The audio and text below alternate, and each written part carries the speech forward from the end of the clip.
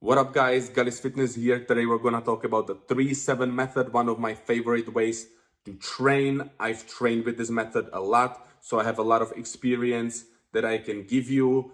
And this video is basically a comprehensive overview of this method. We're gonna go through positives, negatives, when to use it.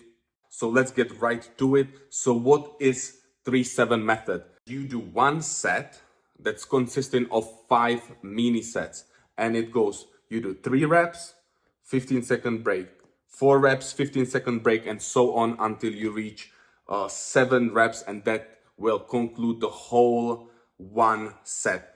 One set of this type of mini sets consists of 25 reps in total, which is good amount of repetitions that you do within that one set or one batch of mini sets. If you do 2 sets, then you have 50 reps already of very high quality, high effort repetitions. It can be also used in variations. So 4-8, 5-9, 6-10, 11-15. I'll talk about it a little bit later when it comes to the variations and those ranges.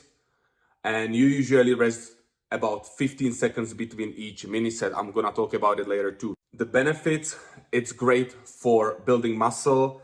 You're going to go close to failure, which is very important when it comes to building muscle. You're gonna do a lot of effective reps. So basically, when you do typical straight set, let's say you do your 10 reps within one set, the first couple repetitions are not hard, and only those last 3-4 repetitions are really those that are hard and that are challenging you and challenging the muscle. So basically what you do here is you gonna do a lot of those effective reps, those hard grinding reps, especially when you get to the mini set of 5, 6, and 7. Every single rep is very challenging.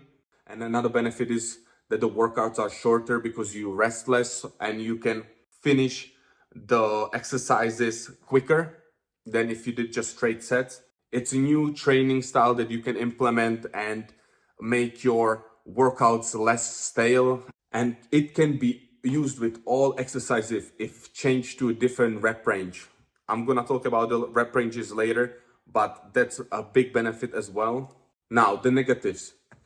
It can be pretty fatiguing because you're doing a lot of reps close to failure, so it can definitely be very fatiguing. Could put strain on the joints, especially in the lower rep ranges. If you lifting heavy weights and you're getting close to failure with those heavy weights, it can put a lot of strain on your joints. And it's not ideal for beginners. This is more for intermediate to advanced lifters. Beginners should learn to lift with proper form, because here you will really be close to failure and you have to make sure that your form is good and you're not putting yourself in danger because of a higher chance of injury if you do these things and if you do the hard reps with bad form. So when to use it? I would use it during PPL splits, and I would definitely avoid full body workout because that would be just so fatiguing. You would be going to failure so often and so many times within throughout your whole full body workout that it just, I would not recommend that. But for PPL, it works great, and you can just do that. People would say, oh no, you shouldn't. Know I've trained like that, and you can definitely just do the 3-7 method and that's it, without doing any straight set, anything else. If you implement it in the right way and you do it the right way, you can definitely do it that way. You can also use it when you need to do a quick workout. You don't have to just implement it and do it as in a training block, but you can just do it as a one-off, or when you need to get out of the gym quickly. That's another one when you can use it, or you can use it as the last set of an exercise. Progression. So when you are able to finish the whole batch of mini sets, then you can add a little bit of weight. Do not increase it by much, just add a little bit. You do not need to add a lot of weight because you will feel every single little increase of weight in the next workout. Or you can just stay and work on your form and not increase at all, and you can progress in that way. Now, if you fail in the last mini set, which consists of 7 reps, then just keep weight the same. It's okay, you don't have to reduce the weight. It's okay if you fail. It doesn't mean that if it's 3-7 method, you absolutely have to do all the mini sets and all the reps. And if you fail, it's a horrible end of world. No, if you fail in that last mini set, just keep the weight same for the next workout or the next set. Progress in that way, and once you are able to do it, the whole batch of mini sets, then you will increase the weight. But if you fail earlier than the last mini set, lower the weight. So if you fail on the fourth mini set, which is the 6 reps, then lower the weight. It's too much. As I already said, the weight increase should be slight. Do not increase by much.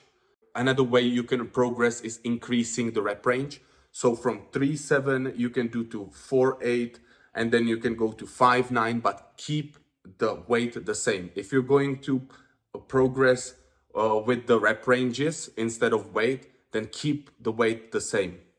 Number of sets per exercise and rep ranges. Usually 1 set per exercise is enough. I think that you do not need to do more than 1 of these sets per exercise. That's just my recommendation. You can, but I would just stick 1 set per exercise. When it comes to the rep ranges, I would suggest for bigger muscle groups, you do lower rep ranges. You can do higher if volume or joint comfort is priority, but if not, you can go with lower rep ranges. For smaller muscle groups, I would not go with lower rep ranges. I would mostly go with higher rep ranges. I wouldn't recommend lower rep ranges if it puts strains on your joints or compromises form, for example, lateral raises. For biceps, you can do 3-7, but if it was lateral raises, I would do 11 to 15 instead. 11, rest, 12, rest, and so on until 15.